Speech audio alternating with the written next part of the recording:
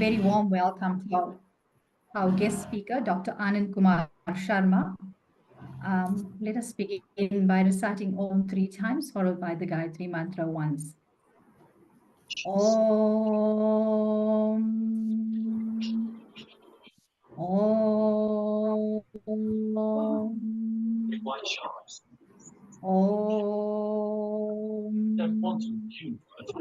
Om Bhurbhuvah Swaha Tatsaviturvarenyam Bhargo Devasya Dhimahi Dhiyo Yo Naha Prachodayat. Om Shanti Shanti Shanti. My Prem Namaste once again, and a warm welcome to our guest speaker, as well as all our attendants, all our persons who are attending this evening's seminar.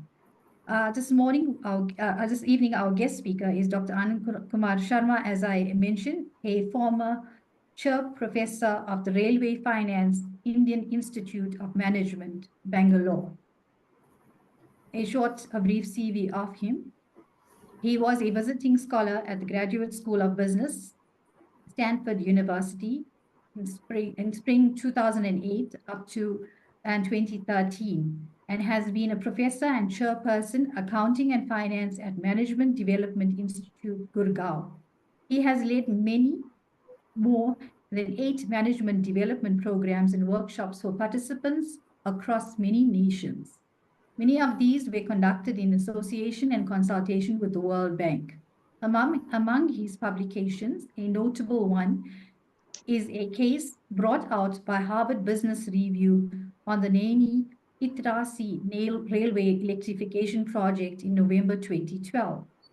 He has been a member of the task force for numerous government initiatives, including the one constituted by the Cabinet Secretary on the revision of norms for public procurement.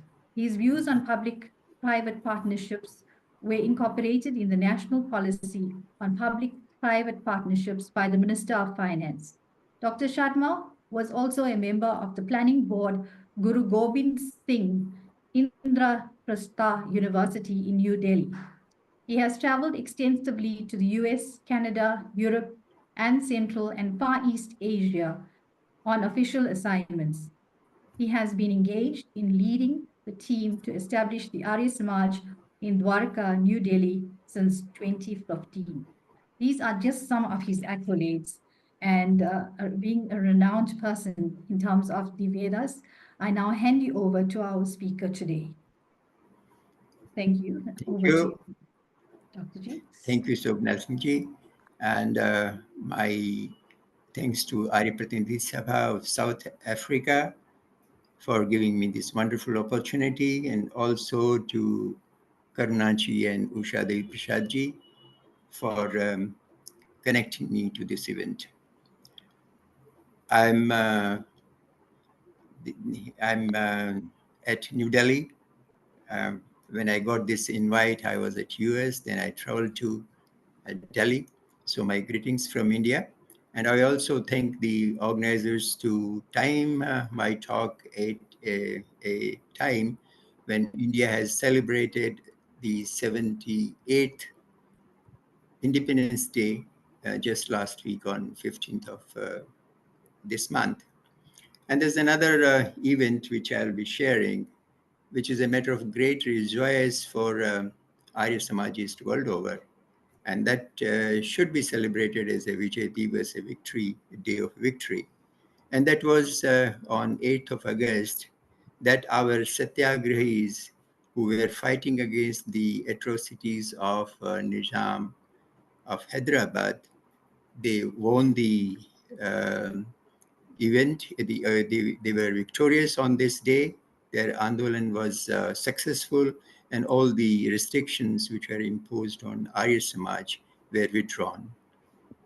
So that's a great, and there's one more event which I will talk later that happened in this month. So first of all, let me come to the topic straight away, and the topic is the in the series of Back to Vedas, and it is a part of the celebration of the second birth anniversary of our Guru, Maharishi Dayanand Saraswati. I am fortunate to have a book, 100 years old, that was published on the first centenary birthday of Swamiji. And I have the introductory part contributed by no less than the scholar and most honored Swamiji after Rishidan Saraswati, that is Swami Sradhanand. Now, that was a gift I got from my mother-in-law, who got it as a gift on her wedding in 1940. So that 100-year-old book is a prized possession, and I'll be sharing some extract from that book. Um, the topic is in the context of modern India and the influence of Maharishi Dayanand in the making and shaping of the modern India. When you talk of modern India, it is the India of today, which is aspiring to be Vishwaguru, not in thought, but in real action. It is marching ahead as the fastest growing economy in terms of GDP, and that's the report of the World Bank June this year. This is the fastest among the major growing economies in the world. Right now, it is the fifth largest economy by GDP, and it aims to be at position number 3 in a period of 5 years. And the long-term target is that by 2047, when we have 100th Independence Day, we join the club of developed countries. Now, this is a country now which has made its mark on a number of things, like in development of the renewable energy. It is, in terms of capacity, it is ranked 5th in the world. In terms of patents, again, it is 4th and 5th. So it is advancing and advancing at a fast pace to be the leader in the world in terms of GDP. And not only in this, it has shown its leadership, and it has demonstrated its capability to lead the world during the tough periods of COVID, when it not only met the challenge of COVID in this country, which is having the largest population in the world, but also help the other countries to fight the challenge of COVID. The message which has been given to the world by G20 summit is that of Vasudhaiva Kutumbakam, that is one planet, one family, one earth, one family. And that is the message which comes directly from the Vedas. And I will talk about that all this progress has happened because India became independent in the year 1947. So if there is any contribution of Swami Dayanand in making and shaping of India as it is today, we have to find out whether there was any contribution of Swami Dayanand Saraswati in making India free from the rule of Britishers. Now, there are a couple of things which are there in history. There was one Pattabhi Sitaramaiah. He has written History of Congress, and he has acknowledged that the 80% of the people who were satyagrahis and the 80% of the people who went to jail, they were influenced by the ideology of Arya Samaj. That is a well-known, and we often hear this statement from the stage of Arya Samaj. But little unknown fact, and that is that the contribution of the Arya Samaj has been there not only in the struggle of freedom, but even after that, and it is continuing even today. What I'm going to share with you is a statement of the then Home Minister Sardar Patel, who is the icon of unity of this country. And the Statue of Unity, which is the highest statue in the world, is in India to, to recognize his contribution towards the unity and integrity of this country. Hyderabad was a state, and integration of this was a big challenge. And it was a decision of the Home Minister to take a police action. Now, the police action had started on 13th of September, and it was completed within 3 days. Now, this was a big achievement, and Sardar Patel goes on record that it was not possible had the groundwork not been done by Arya Samaj. And this is the groundwork which Arya Samaj has done in the year 1938 and 39, when thousands of satyagrahis came and they went to jail against the orders imposed against Arya Samaj, banning their activities, banning literature, Vedic literature, banning even Upadeshaks being brought from other states, and no Havan, etc. Yajisala can be made unless there's a permission obtained from them, and there were so many injustices. So there was a lot of protest. Thousands of people came, and there were the first Jatha was perhaps from Gurukul Kangri, where 15 brahmacharis came, and the the pressure on the state was so severe that on 8th of August, they had to declare withdrawal of all the restrictions imposed on Arya Samaj. So that's why I say it is a date, a great date for the Arya Samaj and Arya Samajists world over. Now, this is what the Arya Samaj has done, was a background which was necessary for the victory of police action in September 1948. And the volunteers of Arya Samaj, they were leading the police and the forces as the Mukti Vahini did in Bangladesh in the year 1971. Now, not only this, the contribution of Arya Samaj is even on record during the turbulence of Punjab, when there was a Khalistani movement and the extremist has captured the Golden Temple in Amritsar.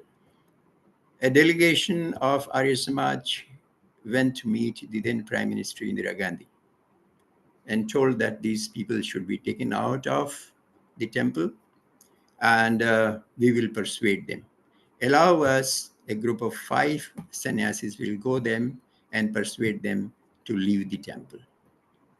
And if these 5 are killed, they become Sahid. We'll send another group of 5 sannyasis to persuade and to take them out of the temple, because this is essential for the integrity of the country. Now, the impact of this was that just 3 days later, Indira Gandhi, the then Prime Minister, ordered a military action, and these extremists were taken out and some of them were killed. So this is not one instance, but many. Even last Saturday, that was 17th of this month, August, Arya Samaj made a big protest at New Delhi Jantar Mandir, where I was also a participant, against the atrocities on Hindus in Bangladesh. And so it is the nationalism which is the one important arm of Arya Samaj, which is flowing continuously from old to till today. And one of the Muslim scholar has said, I can't say what Arya Samaj does to the people. Anyone who joins Arya Samaj turns out to be a nationalist. The Arya Samaj has contributed in making of this um, country by contributing its might in gaining independence. And after that, a lot of reforms which were done in pre-independence era as well as post-independence era, they are contributed directly to the ideology of Arya Samaj. 1929, there was an act passed that is called as Sharda Act. It is also known as Child Marriage Restraint Act 1929. That was directly a contribution of an Arya Samajist. Harbilas Sharda was the head of the Propkarni Sabha in those days, and he has pioneered the passing of this act, which was prohibiting the child marriage in the country. I'll uh, even share later that the ideology of Arya Samaj has not impacted or is not relevant or restricted only to India. The ideas and the force of these ideas is equally applicable to other countries. And on this particular aspect, I can share right now that when lastly I was in US, I was hearing some speaker on the from the Irish March platform, and she was, if I recollect the name correctly, Mrs. Neera Behel, was a judge in Atlanta, and she was telling on the stage that in state United States, which has 50 states, there are majority of states which do not have prescribed the minimum age for the marriage. Now, that means even child marriage is permissible, and there is no law restricting child marriage even in US. So that's a message or a learning, even for countries as advanced as US, to prescribe minimum age for marriage. Um, the nationalist aspect of Arya Samaj and the uh, the contribution of Arya Samaj in the nation building is one aspect or one arm. The other strong arm is Vedas. Rishi Dayanand was a great researcher, and Swami Shraddhanand, who has written about Swami Dayanand Saraswati in the preface of this volume of two volumes, which is compilation of all the books except Ved Bhashya, in two volumes published on the occasion of first centenary, birth centenary of Swamiji.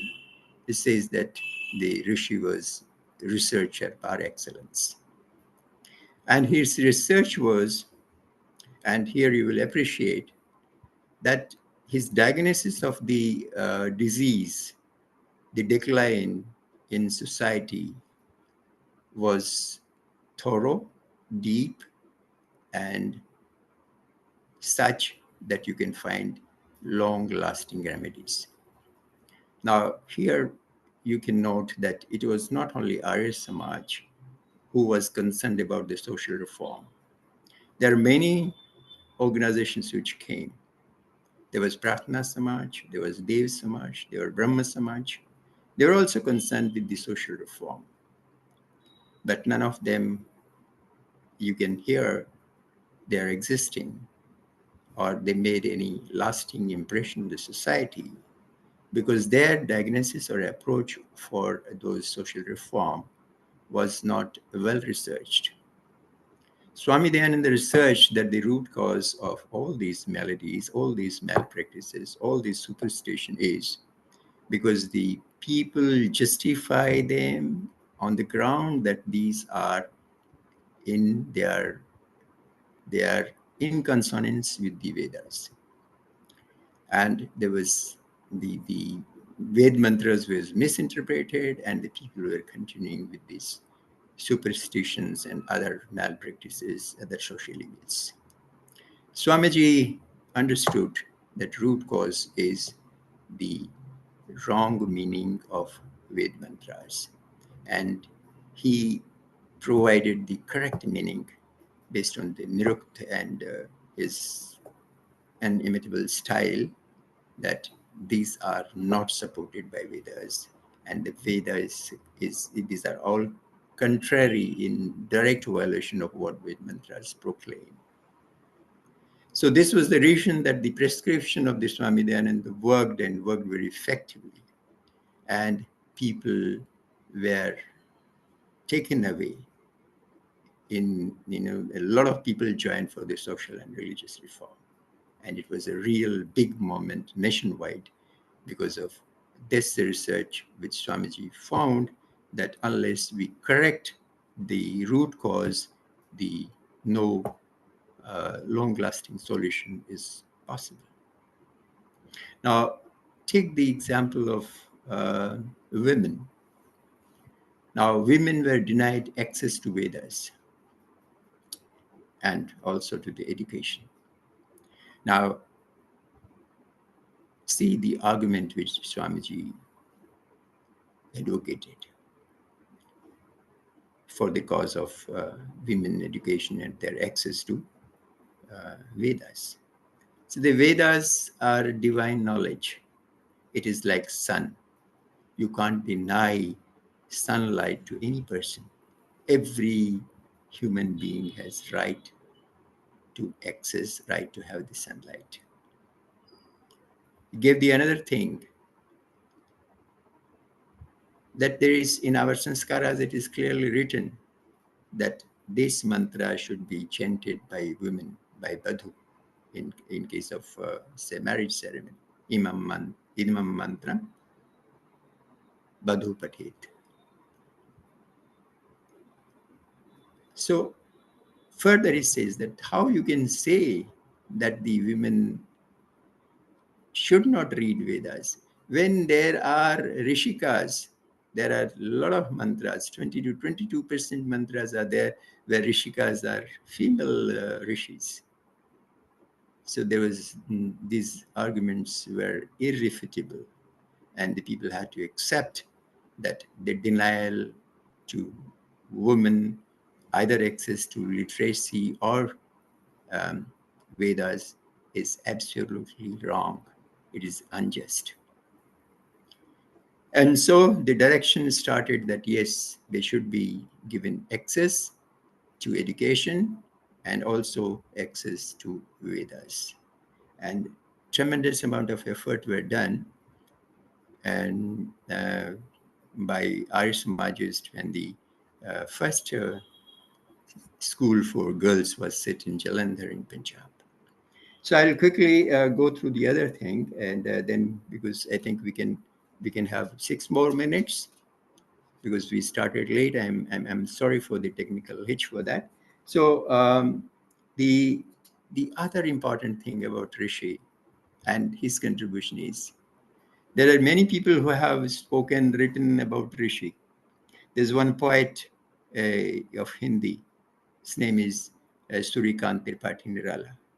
So I was reading his text, and he says that Rishi Dayanand is the only person who had never touched English alphabet. He had no exposure to English. He never read English. He was aware of Gujarati because that was the language he got by birth, then Sanskrit, and then Hindi. So in India, the scholarship was synonymous with English. How it can be a person who is unaware of English can be a scholar? And his scholarship was par excellence. Annie Besant, who was the president of Theosophical Society those days, said, I have not seen such a scholar, and there's no scholar like Swami Dayanand after Shankaracharya. And the people, the Britishers used to attend his lectures, and Munshi Ram was impressed, and he attended more lectures because I found some English people attending the lecture of Swamiji. So that gave the confidence to people that the Vidya, the knowledge is there, and the Vedas are the fountainhead of knowledge. And Rishi was a living example that no, this is wrong to believe that the scholarship is equal to knowing of English, or only English can be the medium to acquire knowledge. So that was a big thing. Now, the uh, strong nation was the concept of Swami Dayanand. And for that, he had very clear vision. The clear vision was that there should be one nation. The name of that nation should be Aryavart. There should be one language, and that language, which the capable language, is only Arya Bhasha, Hindi. There should be one name of this nation, and that name was Aryavart. And there should be one book, and that book should be Veda. And this concept of Swamiji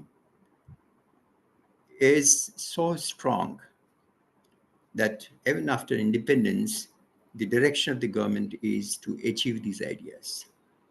I can relate these ideas to abolition of Article 370, where in India there were two nations, two flag, two constitutions. That has been removed, and it is one flag, one nation, one constitution now. So that is the philosophy of Rishi Dayanand. There's a movement towards, again, common civil code. There's again, there should be one civil code. There's a one nation, there should be one civil code. The bill has already been passed for 30% reservation for the women in Lok Sabha, which will be coming in force after 5 years. That is the direction also provided by Rishi Dayanand. Yatra narashtu pujante ramante tatra devta. Unless you respect women, no society can prosper, no harmony can develop in any society. So these were, things which were given as a, part of the thought leadership of Rishi, and which is a direction followed by the government even today. So I think there's no doubt about enormous contribution Swami Dayanand gave as a as a as a grandfather of India, and it is not my word. The Dadabhai Naoroji has said that if Gandhi is father, then Maharishi Dayanand is the grandfather of India. Now, there are many more things, but it's very difficult to sum them up. But I just want to share what Swami Sardanand has said in that preface. He said that the social upliftment and religious upliftment, people have followed Rishi Dayanand. And it was 100 years back, and it was still not independent. He said, even in political success, we have to follow Rishi Dayanand. And that is, people may hesitate, may not acknowledge the ideas of Rishi Dayanand, but that is the only way. So I want to say that for future, it is not only India, it is not in the context of South Africa, but let it be any country. The direction which is given by Rishi Dayanand has to be followed, and na annipantha vidyayanai. There is no other way of achieving happiness, peace, harmony, and and sustainable growth in the world. I must say that there is a, uh, there is a scope for Arya Samaj to work hard in this direction. The dream of Rishi is not achieved because Rishi never thought of only one country. his vision was global. And that's why he gave the slogan of Kranamanto Vishwamariam. And what I wish to say that he has himself said that I have not come to imprison anybody, but I want to get liberated the world. And so long as there is injustice, there is ignorance, there is avidya, the dream of Rishi is not fulfilled. So it is upon us who are the followers of Rishi, who are the members of his institution, Arya Samaj, to make his dream come true.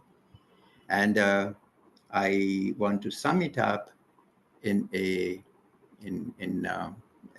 some words, that there may be adversities, but facing those adversities, there is a lamp which is still burning, which is lit.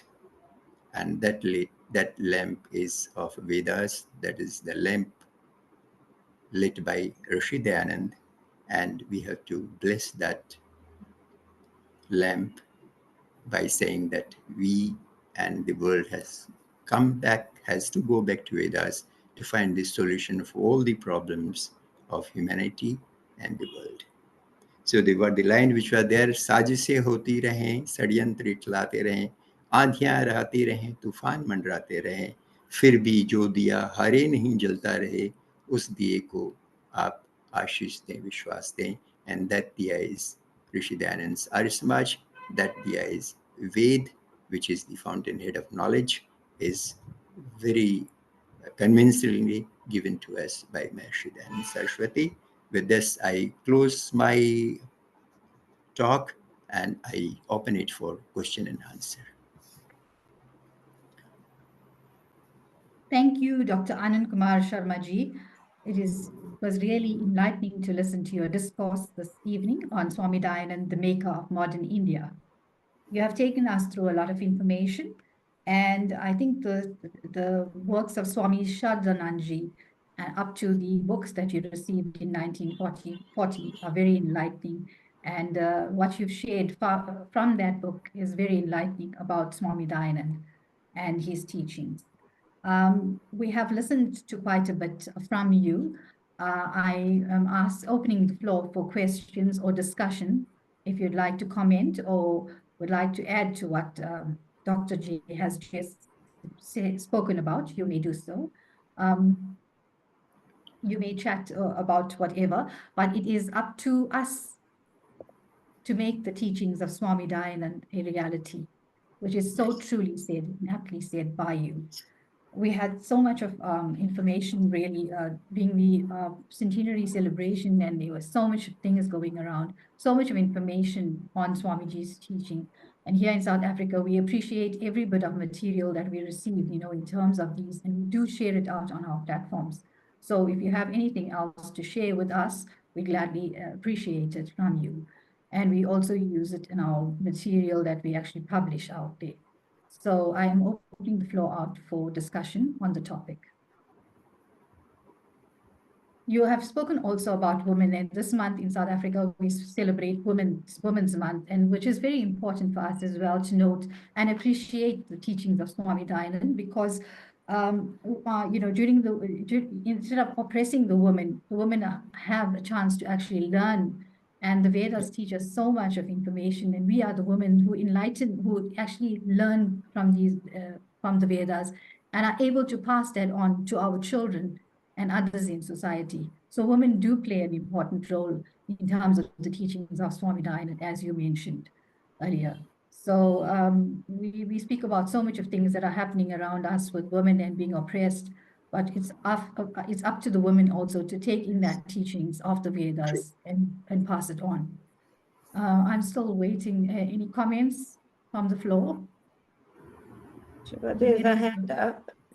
Okay, let us hear. Namaste, it's Pandit Arti. I'm on my phone. I'm sorry about that. Namaste, Dr. Jeev, and thank you very much for that very enlightening talk. I have a question.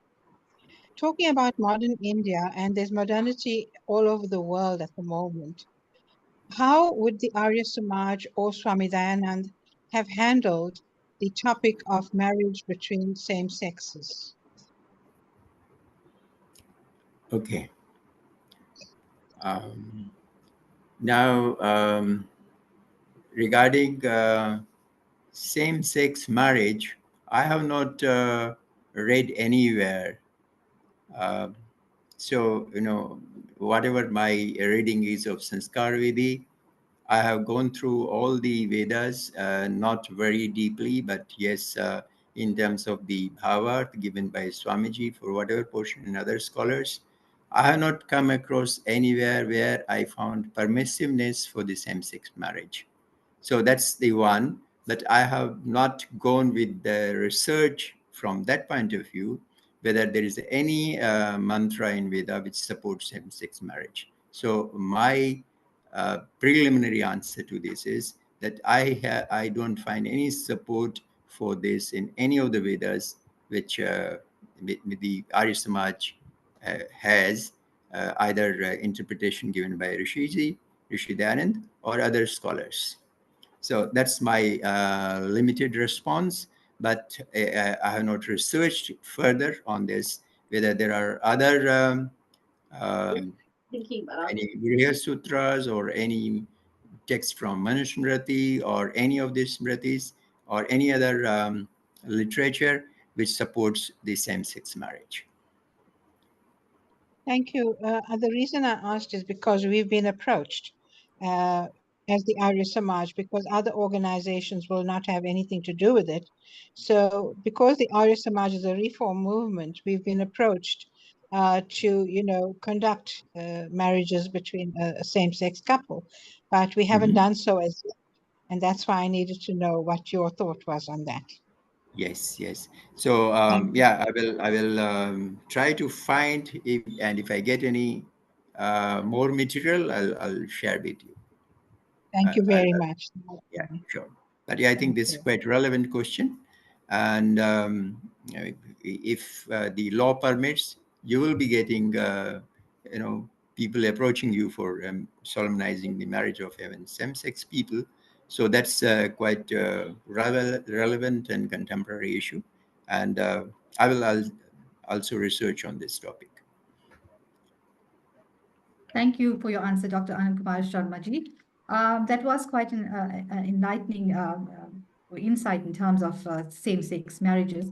We do have many requests in the Arya Samaj, and thanks to some of the pundits that are actually working on a document actually to try and put together the same-sex marriages, the actual mantras, etc. So I think Pandit Kiran Bhai and Aarti Bain and people like them in our country are actually leading the process through that, where it concerns the same-sex marriage, and they're putting together mantras, etc., that could be used.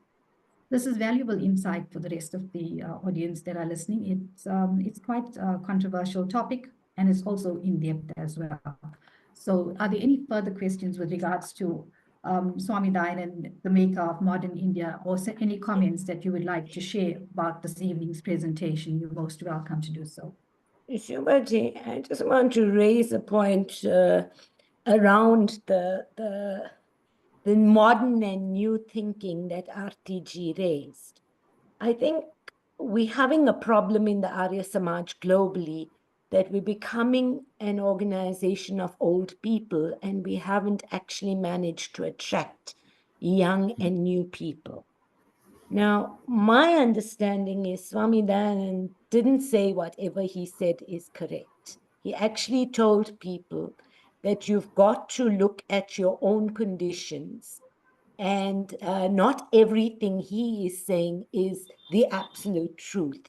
We could actually begin to recast some of the things depending on the conditions we face. Now, one of the big conditions we're facing in the world is the whole issue of the binary, not being, classed into two divisions of male and female, and allowing people the choice of their sexuality. Now, we live in South Africa where The Constitution of South Africa allows for the choice of your sexuality. And even our Marriage Act allows for the marriages, the civil marriages of a gay couple. We accept the LGBTIQ plus community. Now, if our constitution says that, society has to follow and look at how they look through things. And I think that's where we can play a very big role in social reforms. There are a number of men, there are a number of women in the Hindu community who are gay, who have chosen to have partners of the same sex, but they live lives in closets. And we need to encourage their mothers, their parents to accept this.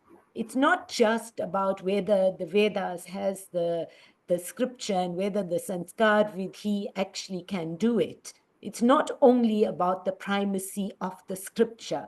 It's also about what are we doing to revolutionize and reform society. You know, in South Africa, we have a majority African people. And quite truthfully, when African women wear short skirts, for example, at the taxi ranks, they are attacked. We have a huge rape problem in the world. The biggest rape statistics exist. And so it's not only about our own people in the Arya Samaj, but it's also about how society is respecting women. It's also about how society is accepting all people as human beings, including the LGBTIQ community. So I think it's important that we start talking about these things. Obviously, in different countries, we're going to find different things. But, you know, the Puranic temples are not going to allow such people to go and pray. They won't even allow them into the temples.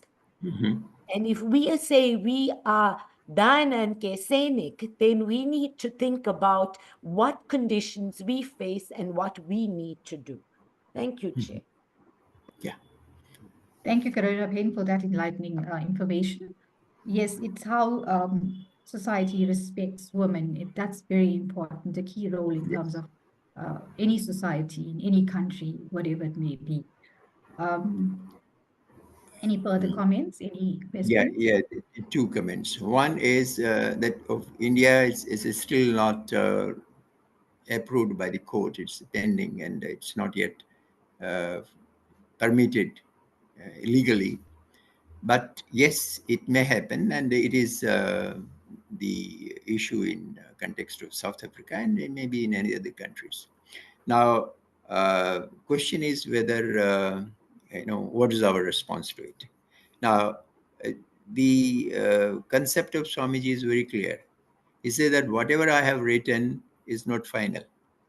The scholars may, sit down and pull their ideas, and if there is a need to improvement or correction, I'm open to correction. Now, perhaps this is the only person of his stature in the world who says that don't believe blindly whatever I'm saying.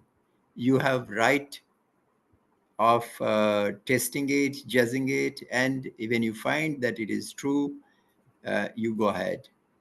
Then idea is the liberty is given by Swami Dayanand that but it has to be well thought of. Now, when I say the Vedas, I say that there are two basic premises. One is the truth and other is justice. Now, these are divine, and any society or any organization or even family cannot sustain without following these two ideals, that it has to be truthful and it has to be fair to each member of the family, whether it is organization, whether it is a government, or whether at any level. So when we say Vedas, we are saying whether it passes these two tests. whether it is, it is just and fair, and they're truthful. So these are the broad parameters which we get from the teachings of Swamiji, and depending upon the society, depending upon the surroundings, environment within which the issue is posed, you have to discuss, and the whoever are the think tank in the organization, they have to apply their mind and then come out with an answer which should be basically oriented towards social reform and overall good to the society and humanity. So I'm sure Arya Samaj has a lot of scholars who can brainstorm on this issue and give us a solution.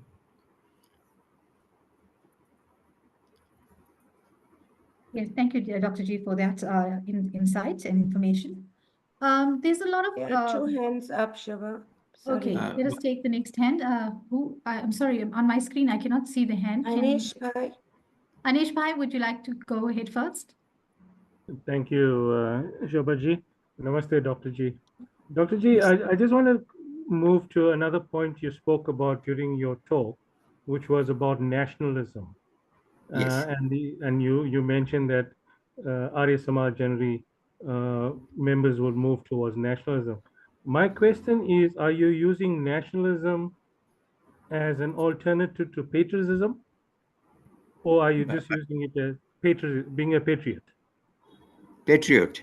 Yes. Okay. Yes. Because for Yeah. my basis, I'm an Arya Samaji, but I'm also a born South African.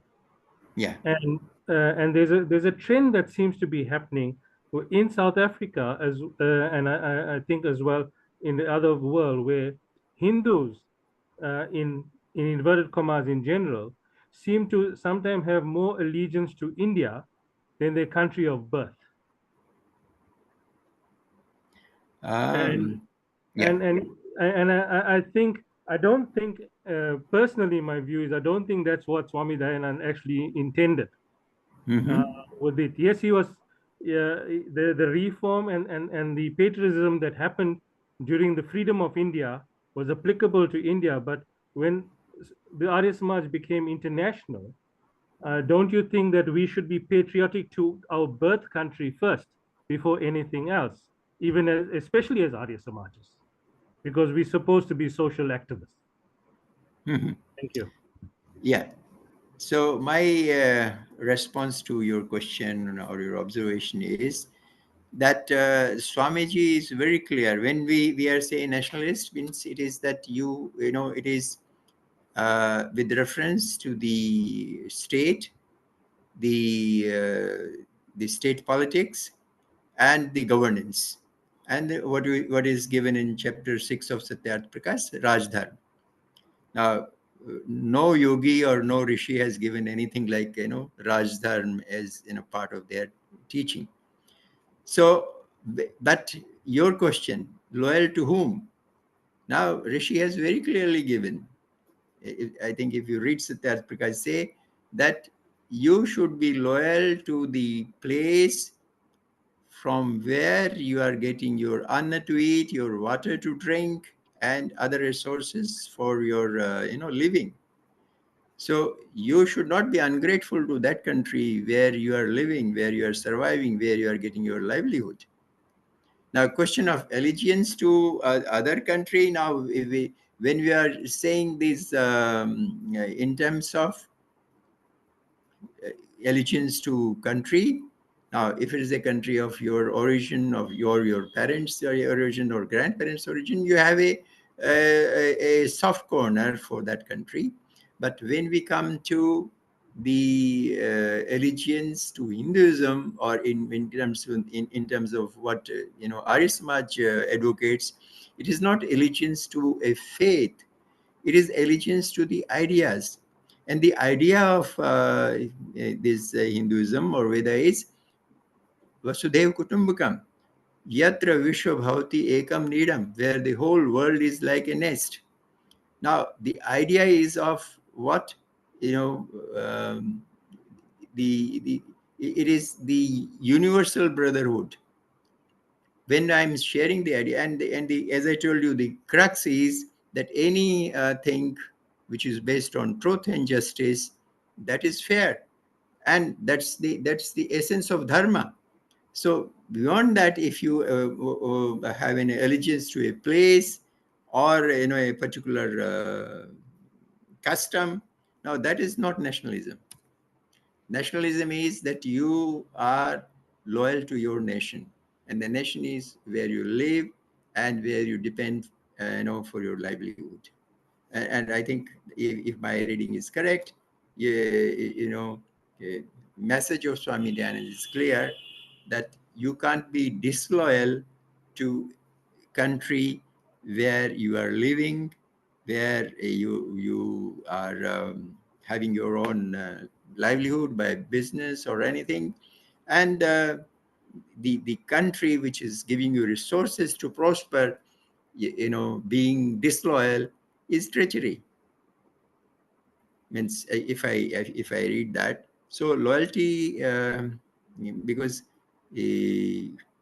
whatever I read Satyarth Prakash, and I have tried to even simplify it, and I have made it a Hindi version, simpler one by Satyarth Bodh, which was, I think, it was released in Mauritius, also in Tankara recently. I'm working on the English version of that. So whatever I could gather, that's my understanding. I may be wrong, but that's my response. And I want to add, the something to the earlier question regarding the rape.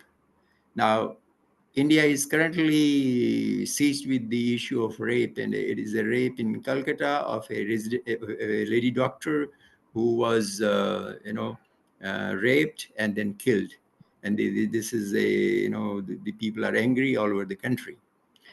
And there are, similar instances in other parts of the country as well. Now, the research shows that, you just mentioned there's a lot of statistics, high numbers in South Africa. The research which was, went into who are the people who are the rapists. So the 96% or 96.6% of the last report was that they were the close people, either relative or acquaintance or working nearby.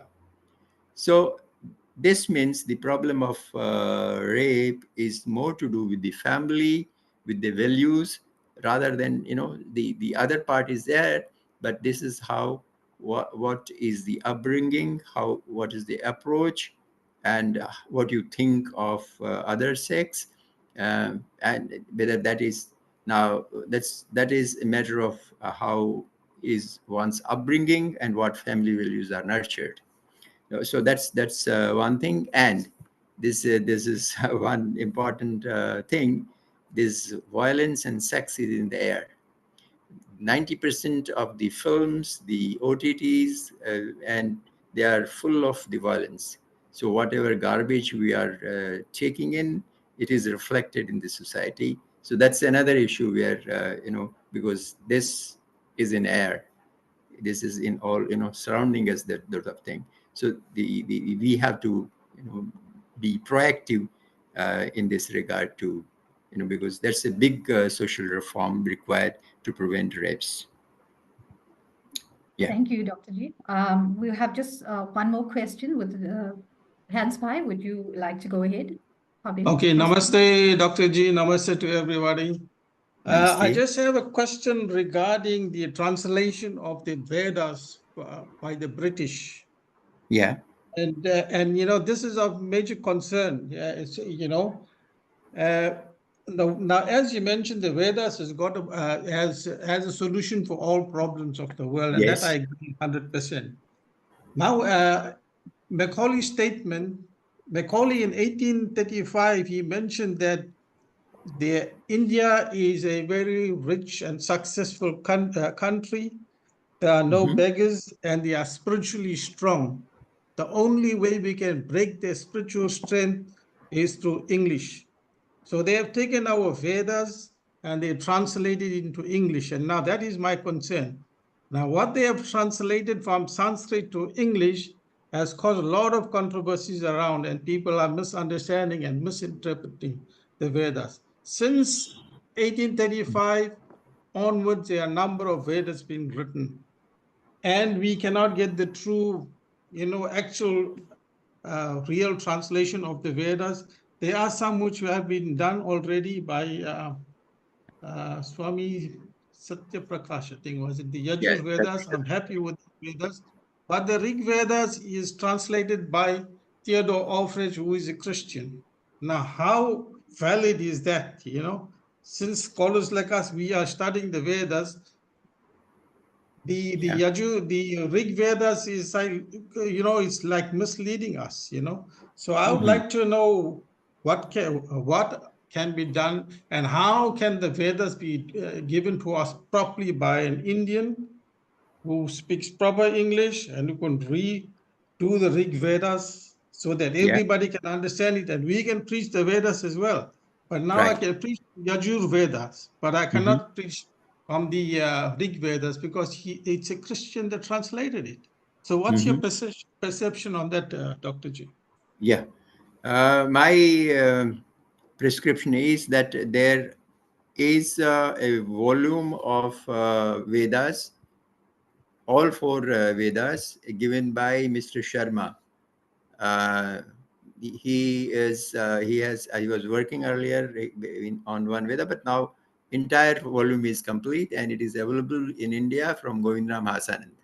So that is a complete set of all Vedas with our interpretation, and so that is by Tulsi Ram Sharma. T.R. Sharma is the Tulsi Ram Sharma is the author, and all the Vedas in English are available. As far as Hindi is concerned, all the Vedas are the Rig Veda and up to chapter 7, and Yajurved is by Rishi Dayanand. And the rest of mantra, even if you want to get complete, it is Harishchandra Siddhanta Lankar. That also complete set is available in Hindi.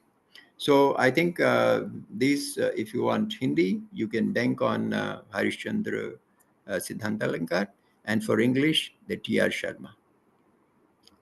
So that's the translation, easily available. I have seen that, because in US, I don't have many books. So I had that Yajurveda translated by T.R. Sharma, and it's a reasonably, okay, good work. Thank you for that, Dr. G. Is that Thank okay, you or you want anything more? No, thank you very much. I accept that. Thank you so much. Thank you. Yeah, it's T.R. Sharma, and it is available from Govindram Hasanand, which is our most reputed publisher on Arya Samaj books. So you can get from there. Or if you want my help, you can tell me. I can arrange a dispatch of complete set for you. Thank you, Hans Bhai. Thank you, Dr. J, for that. We thank you very much, Dr. Anand Kumar Sharma, for coming on this evening. We have just a few comments, which I will read quickly. I think these have come on our chat. So if you are on the chat, there's one from Shireen Bihadur, who says, the only constant is change and social reform is no exception. And that is why the teachings of Dayanand Rishi has stood the test of time. The truth of the Vedas, as propagated by him, will always be a guide to whatever principle we choose to live by. Whatever decisions we take, it's for us to utilize it wisely. The other comment is we have the set of Vedas available for sale on our website. A reminder that you can go on the website, and we have books in our bookstore that are for sale. They could be ordered via the website, and there are payments, etc., that could be made on the website. So please do visit our website, and we have a lot of important information. This lecture is also going to be placed on the website. So if your friends or family have missed out, they're most welcome to actually go onto the website and research the lecture again. We have gone beyond time, but I thank all of those people who have come in and joined us for this evening's lecture. I thank Dr. Anand Kumar Sharma ji once again for his enlightening discourse on Swami Dayanand and as the maker of modern India. Your information that you presented to us is of great value, and we do appreciate your time and research, your presentation as well. We will now close with Shanti Path. Om Vyo Shantir Antariksham Shanti Prithvi Shantir Apaha Shantir Oshadaya Shanti Vanaspataya Shantir Vishwadeva Shantir Brahma Shanti Sarvam Shanti Shantir Shanti Sama Shantir Om Shanti Shanti Shanti. Namaste to all. Namaste. Thank you. And thank you